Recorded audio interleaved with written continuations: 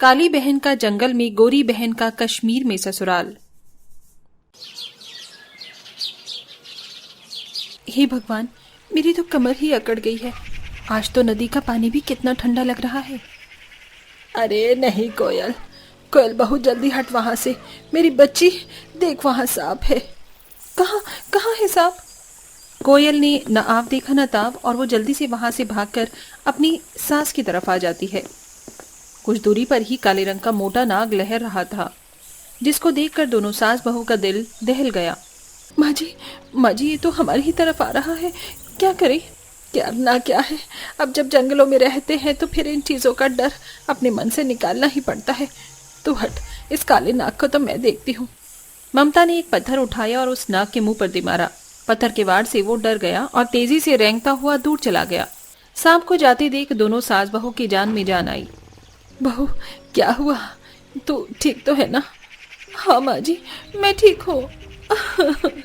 माँ जी, आखिर कब तक हमें इन्हीं सब मुसीबतों को झेलना पड़ेगा? बहू चुप हो जा, ऐसे दिल को छोटा मत कर। ममता ने कोयल को संभाला और फिर दोनों सास बहू ने मिलकर नदी पर कपड़े धोए। कपड़ों के धोने के बाद ममता कोयल से बोली, बहू अब तू एक काम कर, मुझे घर से मटका लाकर दे दे, मैं पीने का पानी भर लेती हूँ। और तू अब जरा जंगल में साग पत्ते और लकड़ी इकट्ठी करा। कल चूल्हे में सारी लकड़ियाँ जल गई थी। जी माँ। ममता ने जैसे बोला कोयल ने वैसे ही किया। उसने पहले उसे नदी पर मटका लाकर दिया और फिर वो नंगे पांव जंगल में साग पत्ते ढूंढने को निकल गई। जैसे जैसे वो जंगलों में जाती रहती, अजीब अजीब सी जानवरों की आवाज से उसका दिल हमेशा घबराता रहता। हे भगवान, रोजाना ही जान पर खेलकर अपने पेट की खातिर इस जंगल की गहराइयों में जाना पड़ता है। डर लगता है कहीं से शेर ना आ जाए और मुझे कच्चा जबा जाए। कोयल ने ऐसे बोला ही था कि तभी उसे पास की झाड़ियों में हिलने की कुछ आवाजें आईं। उस आवाज को सुनकर वो घबरा गई। हे भगवान, लगता है आज तो यमराज आ ही गए मुझे लेने को। जय हनुमान जी, मदद करो। कोयल बहुत ज्यादा डर गई थी। धीरे धीरे झाड़ियों की हलचल बढ़ी और एक खरगोश वहां से निकलकर भागा। अरे, ये तो बस एक खरगोश था। ओह, मेरी जान तो आज निकल ही गई थी। अब जल्दी से लकड़ी और पत्ते ले लेती हूँ, इससे पहले कि कोई अनहोनी हो जाए। कोयल ने जल्दी जल्दी खाने लायक पत्ते ढूंढ लिए और उन्हें लेकर उसने लकड़ियां इकट्ठा की और सब कुछ लेकर वो अपने घर चली गई, जहां मिट्टी की कुटिया के बाहर उसने मिट्टी के चूल्हे में आग जलाई और सभी के लिए खाना बनाया। एक तरफ कोयल कुछ इस तरह से रह रही थी तो वहीं दूसरी तरफ उसकी बहन माया का कुछ इस तरह से अपनी जिंदगी गुजार रही थी। लक्ष्मी, लक्ष्मी कहाँ हो? जी मालकिन। तुमसे कितनी बार बोला है कि जब मैं यहाँ बैठ जाया करूँ तो मेरी कॉफी आने में देरी नहीं होनी चाहिए। तुम्हें मेरी बात समझ में क्यों नहीं आती है? माफ करना मालिक, वो अभी बड़ी मालकिन ने कुछ काम बता दिया था तो मैं ला नहीं पाई। अब मुझे अपनी मजबूरियां ना बताओ, जाओ जल्दी से मेरी कॉफी लेकर आओ। माया के ऑर्डर्स पर लक्ष्मी, जो कि उसकी नौकरानी थी, वो कॉफी बनाने चली गई और एक बड़ी सी प्लेट में एक मग कॉफी और साथ में पकौड़े तल कर ले आई। माया इस सब का मजा कश्मीर की बर्फ देखते हुए आग के सामने बैठ कर ले रही थी। वाह, मेरी तो किस्मत के ताले ही खुल गए जो मुझे ऐसा ससुराल मिला, कश्मीर का। माया बेटा, मुझे बताओ कि आज रात खाने में क्या बनवाना है? माँ जी, बहुत दिन हो गए हैं चिकन करी और साथ में फ्राइड राइस खाए हुए, आज वही बनवा लीजिए। ठीक है, और मेरा तो आज मन कर रहा था कि रात के खाने में कस्टर्ड भी बनाया जाए। कस्टर्ड? वो तो मुझे भी बहुत पसंद है। ठीक है माँ, आप वो भी बनवा लो। माया को सब कुछ थाली में परोसा हुआ मिल रहा था तो वहीं उसी की एक बहन जंगल में एक छोटी सी कुटिया में किसी तरह अपना रहना सहना कर रही थी। जहां एक तरफ माया ने एक आलीशान टेबल पर बैठकर खाना खाया, वहीं कोयल के परिवार ने मैली कुचली सी बोरी बिछाकर ही खाना खाना शुरू कर दिया। खाते खाते ही कोयल का पति उससे बोला, कोयल, मुझे माफ कर देना, शादी के बाद भी मैं तुम्हें एक अच्छी जिंदगी न दे सका। आप क्यों माफी मांगते हो? इसमें कसूर आपका नहीं, हमारे नसीब का है। और वैसे भी भगवान श्री राम जी ने भी तो 14 वर्ष वन में गुजारे थे, तो फिर हम क्या लोग हैं। तुम्हारी यही बात मुझे सबसे ज्यादा पसंद है, तुम कभी शिकवे नहीं करती। वैसे कोयल, मैंने सुना है यहीं जंगल से निकलकर बाजार में कहीं किसी ढाबे में एक नौकर की जरूरत है। मैं सोच रहा था कल वहां जाकर देखूं, हो सकता है 4 पैसे कमाने का जरिया ही मिल जाए। ये तो बहुत अच्छी बात है। ठीक है, आप सुबह में ही चले जाना। पूरे परिवार के मन में एक आस सी जगी। ऐसे ही रात से सुबह हो गई और राम सवेरे ही काम के लिए जंगल से शहर में आने को निकल आया। वहीं कोयल भी खिड़की पर ही बैठ गई और घने जंगलों को देखने लगी। वाह, क्या नसीब है मेरा जो इन जंगलों में ले आया। न मुझे मायके में आराम नसीब हो सका और न ही यहाँ। आज भी मायके की यादें मेरी आंखों में उमड़ पड़ती हैं। कोयल ऐसे ही बोलते हुए अपने पुराने दिनों में खो गई। क्या कर लो, तुझसे अभी इतनी सी जगह का पहुंचा भी नहीं लगा। वह देखो ना, मेरे ससुराल वाले आते ही होंगे और ये है कि उन अमीरों के आगे हमारी इज्जत का तमाशा बनवाना चाहती है। अरे काली माई, क्या है, हजम हो गए हैं क्या तेरे, जो जरा से पहुंचे में तूने घंटों लगा दिए। जल्दी जल्दी साफ कर, फिर और भी काम बाकी है।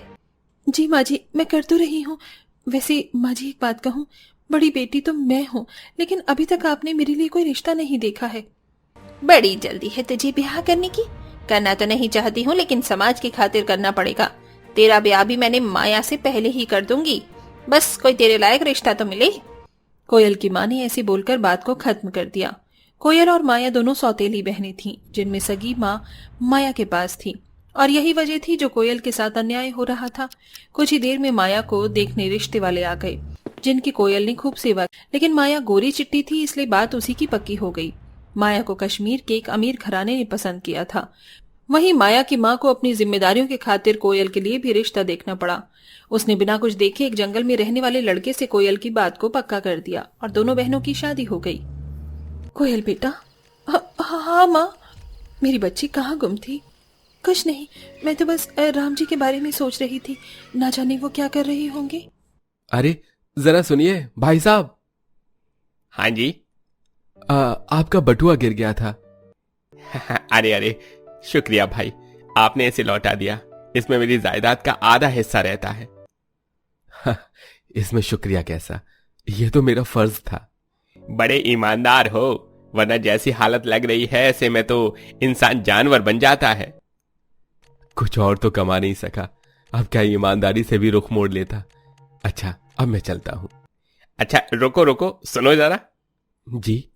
बुरा ना मानो तो एक बात कहूं, मुझे तो तुम देखने से जरूरतमंद लगते हो। तुमने मेरी मदद की, मुझे भी कुछ मौका दो। जी नहीं, मुझे आपसे कुछ नहीं चाहिए, बल्कि मैं तो इस बाजार में काम की तलाश में निकला हूं। चलता हूं। अरे तुम मेरी फैक्ट्री में काम पर लग जाओ, मैं कुछ टाइम के लिए यहाँ आया हुआ हूँ। मुझे मेरी कंपनी के लिए एक ईमानदार आदमी चाहिए। मोहन की बात सुनकर राम के कदम रुक गए और उसने मोहन के यहाँ की काम करने को हामी कर ली। मोहन एक बड़ा बिजनेसमैन था। उसने राम को अपनी फैक्ट्री में एक लेबर का काम दे दिया। राम ये काम पाकर बहुत खुश हुआ और अपने काम की खुशी में वो अपने घर मिठाई भी लेकर गया। अरे वाह, मैं आपके लिए बहुत खुश हूँ। सभी राम से बहुत खुश थे। अब ऐसे ही राम रोजाना काम पर जाता था। उसका दिमाग तेज था तो वो हर चीज को बड़े अच्छे से कर देता था, जिसकी वजह से मोहन ने उसे खुश होकर प्रमोशन दे दिया और उसे अपनी फैक्ट्री का मैनेजर बना दिया। कोयल नहीं जानती थी कि उसके पति का मालिक कौन है, लेकिन अब उनके दिन बदल चुके थे। वो जंगल से निकलकर बड़ी हवेली में रहने लगे थे और ऐसे ही एक रोज राम को मोहन ने अपने घर की पार्टी में इनवाइट किया।